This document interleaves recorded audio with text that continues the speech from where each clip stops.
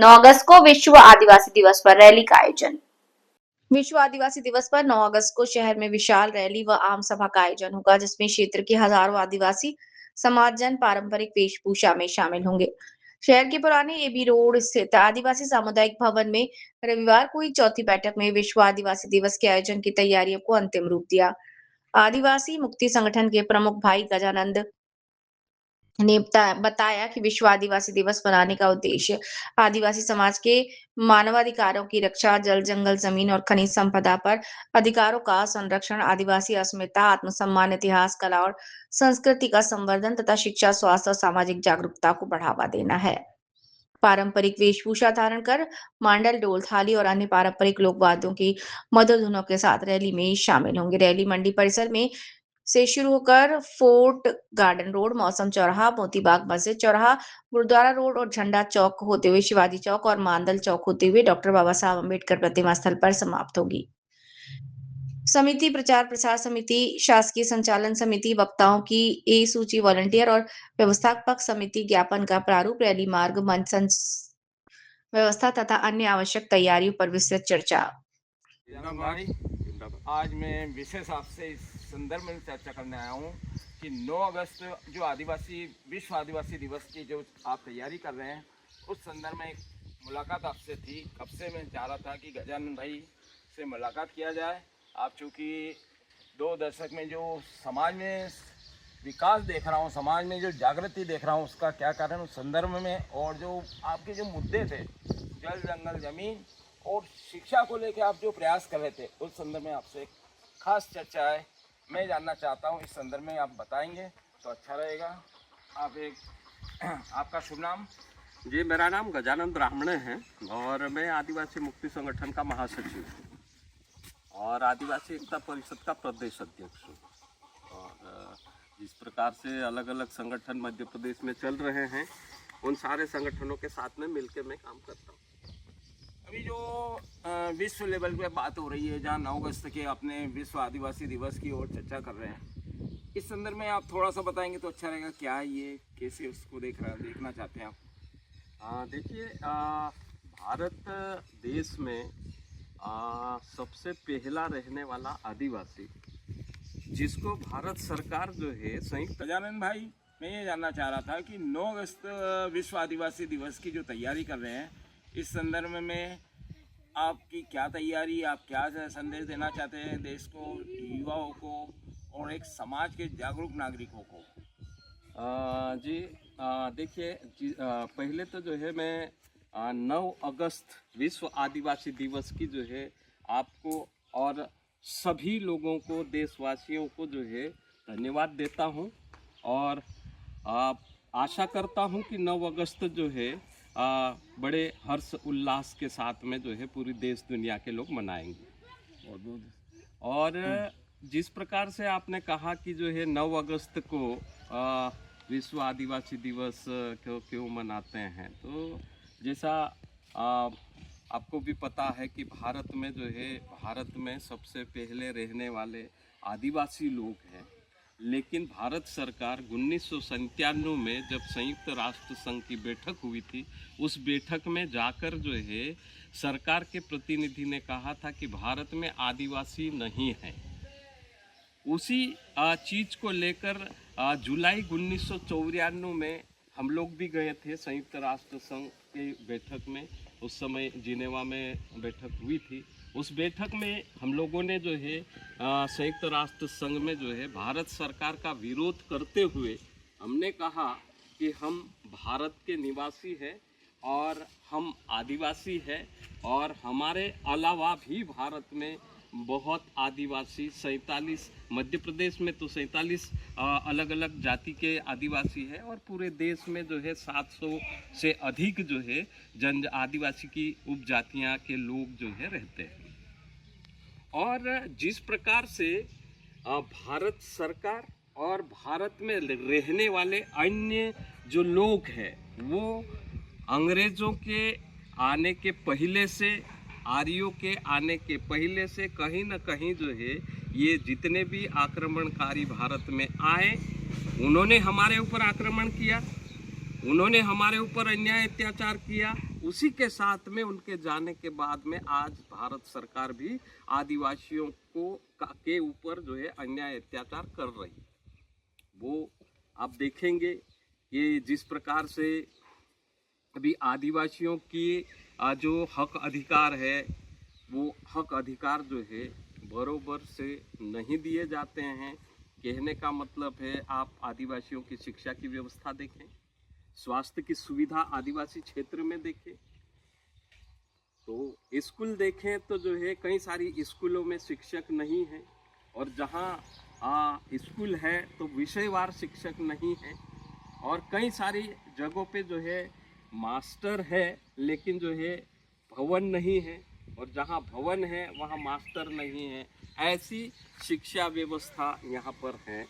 और संवैधानिक रूप से जो केजी से पीजी तक समान शिक्षा व्यवस्था सरकार को करना चाहिए थी, लेकिन जो है भारत में वो शिक्षा प्रणाली लागू नहीं है। ये हमारे साथ में अन्याय है। उसी के साथ में अगर आप देखेंगे तो स्वास्थ्य सुविधा हर आदमी की जो है संवैधानिक अधिकार है, उसको मौलिक अधिकार है, उसको जो है स्वास्थ्य की सुविधा मिलना चाहिए। लेकिन जो है कई सारे दवाखाने हैं लेकिन वहाँ पर डॉक्टर नहीं है। डॉक्टर नहीं है तो कभी जो है वहाँ दवाई गोली नहीं होती है। तो ऐसी स्थिति में जो है आदिवासियों के साथ में जो है यहाँ पर सरकार कर रही है। और साथ में जो है जैसे हम बात करें कि जहाँ पर जो है दूसरे लोग भी रहते हैं तो वो भी कहीं ना कहीं आदिवासियों के अधिकारों को दबाने का काम, उनसे हक छीनने का काम यहाँ के अन्य लोग भी जो आदिवासी के अलावा रहते हैं वो कर रहे हैं। तो हम लोगों ने जब संयुक्त राष्ट्र संघ में जाकर अपनी बात रखें और ये भारत में आदिवासी है ये तो कहा, साथ ही जो है हमने प्रूव करके दिया कि जिस प्रकार हमारे साथ में भी उस समय एक भारत का प्रतिनिधि गया था तो उसने कहा कि जो है भारत में आदिवासी नहीं है। ये चीज़ तो जो है मेरे पूर्व वक्ता ने कहा है, और ये जो है झूठ बोल रहे हैं, भारत में ये भारत के लोग नहीं हैं। तो इसी बात पर हम लोगों ने जो है अपना आदिवासी होने का प्रूफ दिया कि भारत में आदिवासी है। उनकी भाषा अपनी अलग है, उनकी रीति रिवाज उनके अलग है, उनका पहनाव अलग है, उनके जो है पूजा पद्धति अलग है, उनका नाच गाना अलग है, उनके देवी देवता अलग है, उनके वार त्यौहार सब अलग है। उसके बाद भी जो है भारत में आदिवासी नहीं है ऐसा कहना गलत बात है। तो हमारे कहने के बाद में फिर हम लोगों ने ये भी कहा कि आदिवासी तो है लेकिन उनके संवैधानिक अधिकार जो दिए जाना चाहिए वो भी नहीं मिल रहे हैं। तो उसको लेकर भी हम लोगों ने जो है अपनी बात में कहा कि कई सारे आयोग भारत सरकार ने गठित किए कि आदिवासियों के ऊपर तरह तरह के अन्याय अत्याचार हुए हैं। उन अन्याय अत्याचार होने के कारण क्या क्या रहे हैं ऐसा जो है तो कई सारे आयोग जैसे जो है भाटिया कमीशन बना, फिर बाद में जो है ढेवर कमीशन बना था। तो ये कमीशन बनने के बाद में आदिवासियों के ऊपर हो रहे अन्याय की जांच करने के बाद में भारत सरकार को रिपोर्ट दिए, लेकिन भारत सरकार ने कोई भी कदम नहीं उठाया और उन आयोगों की रिपोर्ट अनुसार आदिवासियों को लाभ नहीं दिलवाया।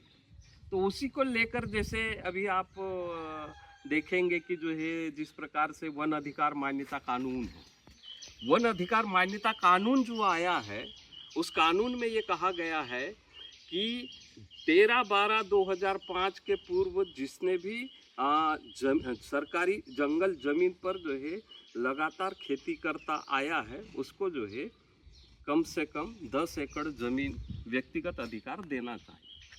किंतु अभी सरकार ने पूरे देश में ये कानून आया है 2006 में, लेकिन अभी 20 साल हो गए हैं। तो 20 साल में भी जिन लोगों ने 13/12/2005 से जो अतिक्रमण किए हैं उनको जो है पूरा अधिकार नहीं देकर उल्टा जो है जैसे आपने देखा होगा खंडवा में जो है अभी अभी जो है पानी गिर रहा है, पड़ते पानी में लोगों को जो है, लोगों के राजस्व ग्राम में वो लोग रह रहे, उनके घर उजाड़े जा रहे हैं। जंगल जमीन में वो लोग खेती कर रहे हैं, उनको उजाड़े जा रहे हैं।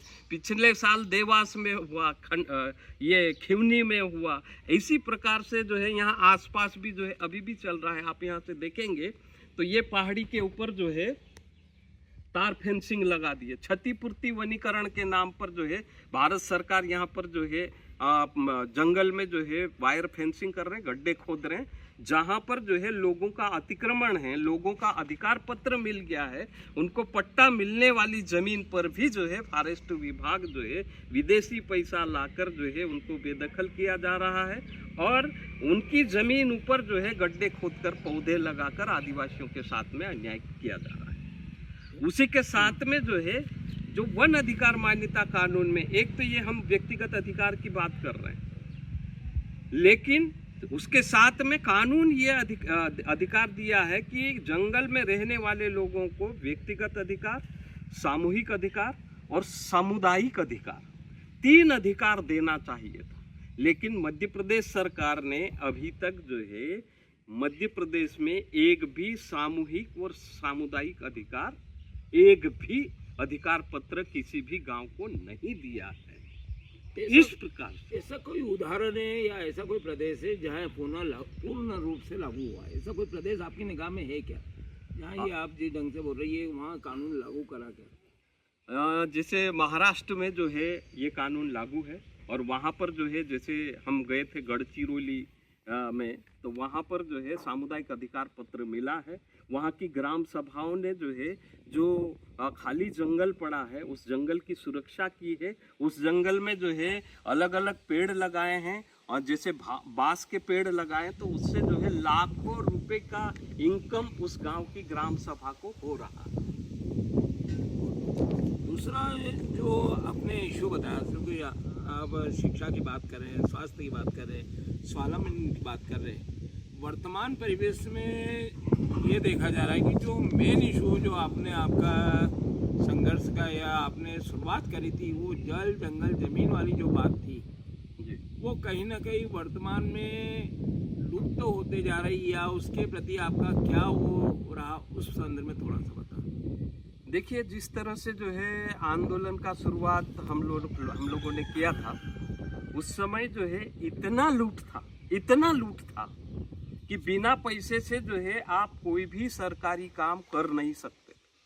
दूसरा जो है आपके घर में भी सरकारी आदमी आकर जो है घुस के दादागिरी से अंडा चोरी करके ले जाएगा, मुर्गी चोरी करके ले जाएगा, दाल ले जाएगा, घी ले जाएगा, अनाज ले जाएगा, सब जो है ले जाता था दादागिरी करके। सरकारी आदमी मतलब जो है वो आदिवासियों का मालिक जैसा रहता था। लेकिन इस इलाके में जो है आदिवासी मुक्ति संगठन ने जब आंदोलन शुरू किया तो शुरुआत में हमने जो है शिक्षा को लेकर जो है पहला कार्यक्रम किया, जो कि आदिवासी इलाके में पूरी स्कूलें जो है ठप जैसी रहती थी। मास्टर तनख्वाह लेने स्कूल में जाता था, स्कूल खुलता था और वापस आ जाता, और जंगल इलाके में तो जो है कहीं कहीं सालों गिनती जो है ताले नहीं खुलते थे। तो हम लोगों ने पहली रैली निकाली शिक्षा को लेकर, फिर दूसरी रैली निकाली शुद्ध पीने के पानी को लेकर, फिर तीसरी रैली हमने जो है जंगल के ऊपर निकाली। तो जंगल में जो है फॉरेस्ट वाला जब जंगल में जाता था, जहाँ रास्ता नहीं रहता था, वो साइकिल से या बस जहाँ तक जाती थी वहाँ तक जाता था। बाकी वहाँ तक लेने के लिए आदिवासी आते थे और उनको खंदे पे बिठा के अपने जंगल के गांव में ले जाते थे। और जितने दिन तक वो रहता था उतने दिन तक जो है रोज मुर्गा, दारू, घी, दूध सारा जो है उसको जो है खाने को मिलता था। उसी के साथ में जो है वो खाता था, लेकिन साथ में जो है आते समय बैलगाड़ी भर के जो है पूरा महीने 2 महीने का सामान जो है उस गांव से लेके आता। तो ऐसे में जब संगठन बना तो उसी समय जो है फॉरेस्ट विभाग को बुरा लगा कि ये जो है जिस प्रकार से जो है आंदोलन हो रहा है और हम जो लूट कर रहे थे और आदिवासी के ऊपर जो है हम आश्रित थे, तो उनका आसरा एक तो ख़त्म हो रहा था और लूट बंद हो रही थी, तो उन्होंने फिर मांगना शुरू किया, हमने विरोध करना शुरू किया। तो एक गांव जो हमारे बड़वानी ज़िले का गांव है, जिसका नाम है करण डाबरा।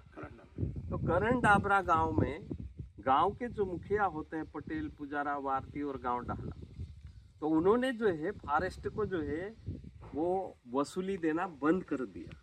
तो वसूली देना बंद कर दिया तो फॉरेस्ट विभाग ने उन 5 मुखियाओं का मुंडन करा और उसके ऊपर जो है मुंडन करने के बाद में सिर पे जो है लाल मट्टी का लेप लगाया और जीप के पीछे बांधकर 25 किलोमीटर सिरवेल तक जो है घसीट के ले गए।